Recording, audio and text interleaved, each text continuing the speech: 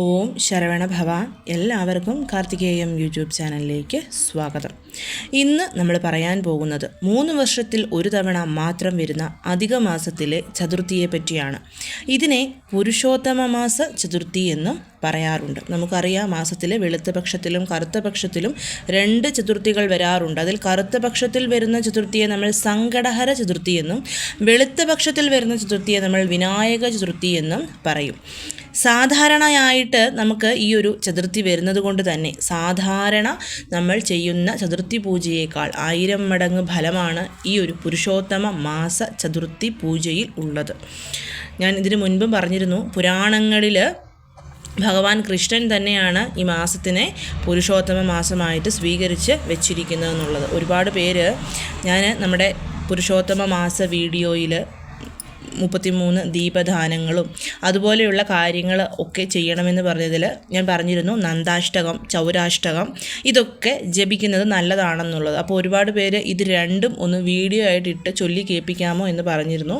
ഷോർട്സായിട്ട് ഞാൻ നാളെയോ നാളെ കഴിഞ്ഞോ ചൗരാഷ്ടകവും നന്ദാഷ്ടകവും നമുക്ക് ചൊല്ലിയിട്ടേക്കാം. നമുക്കത് യൂട്യൂബിൽ ചൗരാഷ്ടകം നന്ദാഷ്ടകം എന്ന് പറഞ്ഞ് തന്നെ നമ്മൾ ടൈപ്പ് ചെയ്ത് കഴിഞ്ഞാൽ നമുക്കത് കിട്ടുന്നതാണ്. നിങ്ങൾക്കിത് കേൾക്കുകയാണെങ്കിലും ചെയ്ത് ഓൺ ചെയ്ത് വെച്ചിട്ട് ഞാൻ പറഞ്ഞതുപോലെ ഭഗവാന് നമ്മൾ ആരതി എടുത്താൽ മതിയാവും. അതായത് നമ്മൾ ഭഗവാന് ഈ പറയുന്നത് പോലെ കാൽഭാഗത്തിൽ 4 പ്രാവശ്യം, ഭഗവാന്റെ മുഖത്ത് 3 പ്രാവശ്യമായിട്ടും മൊത്തത്തിൽ ഭഗവാനെ 1 പ്രാവശ്യവും ഒഴിഞ്ഞ് ആരതി എടുത്ത് നമുക്ക് ഈ ഒരു ചൗരാഷ്ടകവും നന്ദാഷ്ടകവും ചൊല്ലാവുന്നതാണ്. അപ്പോൾ രാവിലെ ചൗരാഷ്ടകം, വൈകിട്ട് നന്ദാഷ്ടകം, ആ രീതിയിലാണെങ്കിലും നമുക്ക് ചൊല്ലാവുന്നതാണ്. എന്തായാലും ഞാനത് വീഡിയോ ആയിട്ട് ഇട്ടേക്കാം.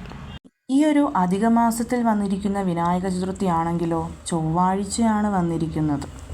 ചൊവ്വ വരുന്ന ചതുർത്ഥി മംഗള ചതുർത്ഥിയാണ്. ഈ ചൊവ്വാഴ്ചയോടുകൂടി ചേർന്ന് വന്നിരിക്കുന്ന ചതുർത്ഥിക്ക് വളരെയധികം പ്രാധാന്യമുണ്ട്, വളരെയധികം പവറുമുണ്ട്. അധിക മാസത്തിലെ ഈ ഒരു വിനായക ചതുർത്ഥി ഭഗവാൻ ഗണപതി വിഘ്നങ്ങൾ മാറ്റിത്തന്ന് നമ്മളെ അനുഗ്രഹിക്കും. നമ്മുടെ ജീവിതത്തിൽ കുറേ നാളുകളായി എന്തെങ്കിലും തടസ്സം, കടം, രോഗം, ശത്രുദോഷം, ജോലി തടസ്സം, രോഗങ്ങൾ, അങ്ങനെയുള്ള കാര്യങ്ങളൊക്കെ നമുക്കുണ്ടെങ്കിൽ നമ്മൾക്ക് ഈ ഒരു അധിക മാസത്തിലെ ചതുർത്ഥി ദിവസം വ്രതമെടുത്ത് ഭഗവാനെ പ്രാർത്ഥിച്ചാൽ മതിയാവും. അത് വൈകിട്ട് 6 മണിക്ക് ആ ഒരു സമയത്ത് നമ്മൾ ഭഗവാനെ പ്രാർത്ഥിച്ചാൽ എത്ര വലിയ തടസ്സങ്ങൾ നമ്മൾ നേരിടുന്നുണ്ടെങ്കിലും അതൊക്കെ മാറിപ്പോകും.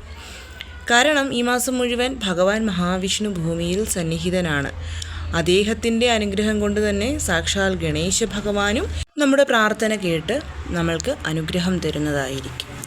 അപ്പോൾ നാളത്തെ ദിവസം നമ്മൾ എന്താണ് ചെയ്യേണ്ടതെന്നുള്ളത് നോക്കാം. ഞാൻ പറഞ്ഞല്ലോ, ചൊവ്വാഴ്ചയോടുകൂടി ചേർന്ന് വന്നിരിക്കുന്നതാണ് നമ്മുടെ ഈ ഒരു വിനായക ചതുർത്ഥി എന്ന് പറയുന്നത്. നാളത്തെ ദിവസം സൂര്യൻ ഉദിക്കുന്നതിന് മുൻപ് ഉണർന്ന് നമ്മൾ കുളിച്ച് ശുദ്ധമായി വ്രതമെടുക്കുക. വ്രതമെടുക്കുമ്പം നാളത്തെ ദിവസം ജലം മാത്രം കുടിച്ചുകൊണ്ട് വ്രതമെടുക്കാം. അങ്ങനെയല്ലെങ്കിൽ ഏതെങ്കിലും ഒരു നേരം നിങ്ങൾക്ക് അരിയാഹാരം കഴിക്കാം. രാവിലെയും ഉച്ചയ്ക്കും അരിയൊഴിച്ചുള്ള മറ്റെന്തെങ്കിലും ഭക്ഷണം കഴിച്ചിട്ട് രാത്രിയിൽ നമുക്ക് ഭഗവാന് നേദിക്കുന്ന ഭക്ഷണം കഴിച്ച് നമ്മുടെ വ്രതം അവസാനിപ്പിക്കാം. അപ്പം വ്രതം എടുത്തു കഴിഞ്ഞ് കഴിഞ്ഞാൽ നമ്മൾ കഴിയുന്നത്ര ഓം ഗം ഗണപതിയെ നമഃ എന്നുള്ള മന്ത്രം അല്ലെങ്കിൽ ഓം ഗം എന്നുള്ള മന്ത്രമൊക്കെ നമ്മൾ ചൊല്ലുക.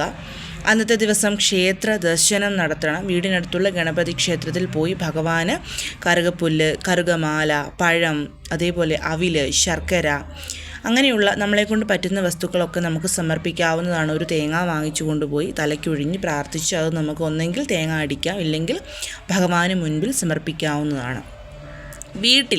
നമ്മുടെ വീട്ടിലുള്ള ഗണേശ ഭഗവാന്റെ വിഗ്രഹത്തിന് അല്ലെങ്കിൽ ഫോട്ടോയ്ക്ക് പൂജ ചെയ്യാൻ ആഗ്രഹിക്കുന്ന വ്യക്തികളാണെന്നുണ്ടെങ്കിൽ നാളെ ചൊവ്വാഴ്ച ഒരു 6 മണി, ഏറ്റവും അറ്റ് ദ പീക്ക് ടൈം എന്ന് പറയുന്നത് 6 to 6:30 ആണ്. അതായത് 6നും 6:30 ഇടയ്ക്കുള്ള സമയത്ത് ഇത് ചെയ്യുക എന്നുള്ളതാണ്. അപ്പോൾ നമ്മുടെ വീട്ടിലുള്ള ഗണേശ ഭഗവാന്റെ വിഗ്രഹം അല്ലെങ്കിൽ ഫോട്ടോ എന്താണോ നമ്മുടെ കയ്യിൽ ഉള്ളത് അത് തുടച്ച്, വിഗ്രഹമൊക്കെ അഭിഷേകം ചെയ്യുന്നവരാണെങ്കിൽ പഞ്ചാമൃതം കൊണ്ടോ പാല്, പനിനീരൊക്കെ കൊണ്ട് അഭിഷേകം ചെയ്ത് മഞ്ഞൾ, കുങ്കുമം, പൊട്ടൊക്കെ വെച്ച് ഭഗവാന് കറുകമാല അല്ലെങ്കിൽ കറുകപ്പുല്ല് 21 എണ്ണം കെട്ടി സമർപ്പിക്കാവുന്നതാണ്. ചെമ്പരത്തിപ്പൂവ്, ശംഖുപുഷ്പം, നമ്മുടെ വീട്ടിലുള്ള പുഷ്പങ്ങൾ, അതായത് നമുക്ക് അവൈലബിൾ ആയിട്ടുള്ള പുഷ്പങ്ങൾ. ഒരുപാട് പേര് പറയാറുണ്ട്, ഞാൻ പറയുന്ന ചില പുഷ്പങ്ങൾ, താമരപ്പൂവ്, കൂവളത്തിലെ ഒന്നും അവൈലബിൾ അല്ല. ഓരോ ദൈവത്തിനും പ്രിയപ്പെട്ട ഓരോന്നുണ്ട്.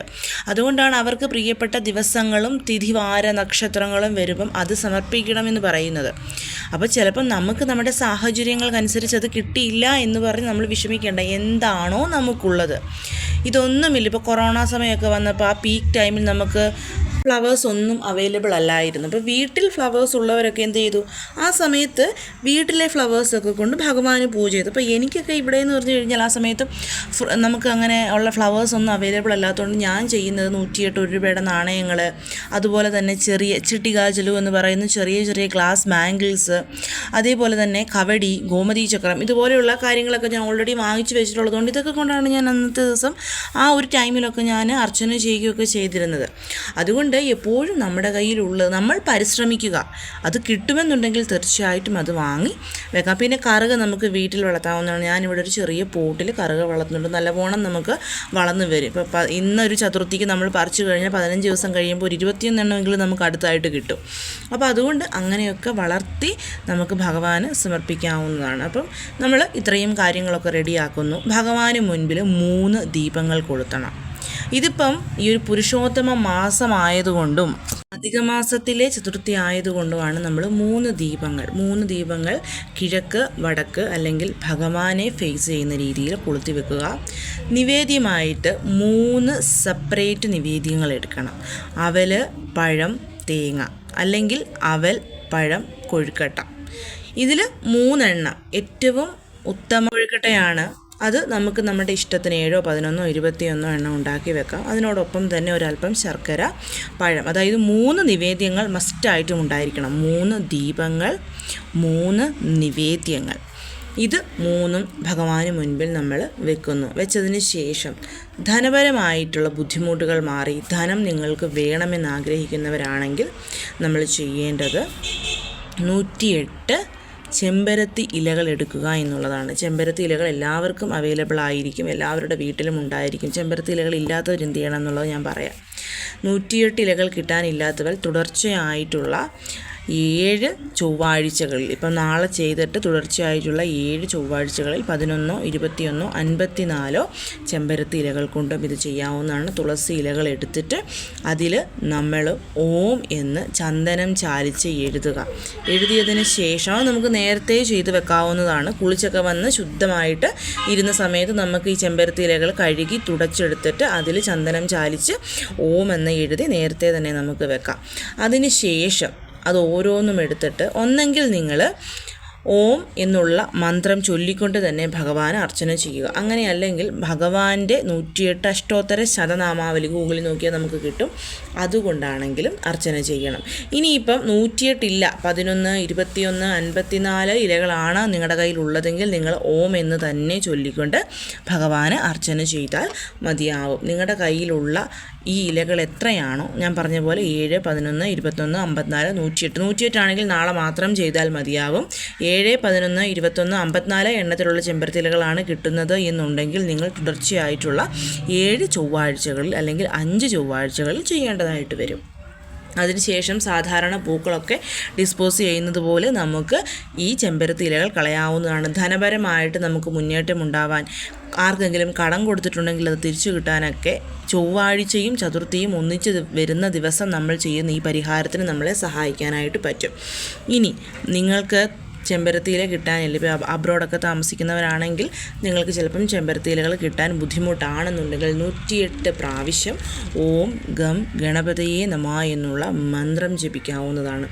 മന്ത്ര ജപ ശേഷം ദീപധൂപ ആരതി എടുത്ത് ഈ 3 നിവേദ്യങ്ങളും ഭഗവാന് സമർപ്പിച്ച് നമ്മൾ 2 കൈകളും കൂപ്പി ഭഗവാനോട് എന്ത് തടസ്സമാണോ മാറേണ്ടത് ആ തടസ്സം മാറിക്കിട്ടണമെന്ന് പ്രാർത്ഥിക്കാവുന്നതാണ്. നിങ്ങൾ ഭഗവാന് സമർപ്പിച്ച ആഗ്രഹം എന്താണോ അത് നടന്നു കിട്ടണമെന്ന് പ്രാർത്ഥിക്കാവുന്നതാണ്. ധനപരമായിട്ടുള്ള ബുദ്ധിമുട്ട് എന്താണോ അതില്ലാതാക്കി തരണമെന്ന് പ്രാർത്ഥിക്കാവുന്നതാണ്. അതിനോടൊപ്പം തന്നെ സാക്ഷാൽ വിഷ്ണു ഭഗവാനെയും നമ്മൾ മനസ്സിലോർക്കണം. ഈ ഒരു പുരുഷോത്തമ മാസം മുഴുവൻ നമ്മൾ ഭഗവാൻ മഹാവിഷ്ണുവിൻ്റെ മന്ത്രം ജപിക്കണം. അപ്പം എന്തൊരു സ്പെഷ്യൽ പൂജകൾ പ്രദോഷം വരുമ്പോഴും അതേപോലെ തന്നെ ചതുർത്ഥി വരുമ്പോഴും പൗർണമി, കറുത്തവാവ്, നമ്മൾ സ്പെഷ്യലായിട്ടുള്ള എന്ത് പൂജ ചെയ്യുമ്പോഴും അവസാനമോ ആദ്യമോ ഭഗവാൻ മഹാവിഷ്ണുവിനെയും കൂടി നമ്മൾ മനസ്സിൽ ഓർക്കേണ്ടതാണ്. അപ്പോൾ ഇതാണ് നാളെ ചെയ്യേണ്ടത്. വളരെ വളരെ ഓസ്പീഷ്യസ് ആയിട്ടുള്ള ഒരു ദിവസമാണ് നാളെ. അപ്പോൾ നാളെ ഇത് ചെയ്താൽ തീർച്ചയായും നല്ല ഫലം തന്നെ നിങ്ങൾക്ക് ലഭിക്കുന്നതാണ്. പിന്നെ ഭഗവാന് സമർപ്പിച്ചിട്ടുള്ള നിവേദ്യങ്ങളിൽ ഏതെങ്കിലും ഒന്ന് കഴിച്ച് നമ്മുടെ വ്രതം വീടാവുന്നതാണ്. ഇത് നല്ല ഐശ്വര്യപൂർണ്ണമായിട്ടുള്ള ഒരു ജീവിതം നമുക്കുണ്ടാവാൻ സഹായിക്കുന്നതാണ് ഗണേശ ഭഗവാന്റെ ചതുർത്ഥി വ്രതം എന്ന് പറയുന്നത്. അപ്പോൾ എല്ലാവരും നാളത്തെ ദിവസം ഇത് ചെയ്യാനായിട്ട് ശ്രമിക്കണം. എല്ലാവരെയും മുരുകൻ അനുഗ്രഹിക്കട്ടെ. ഓം ശരവണഭവ.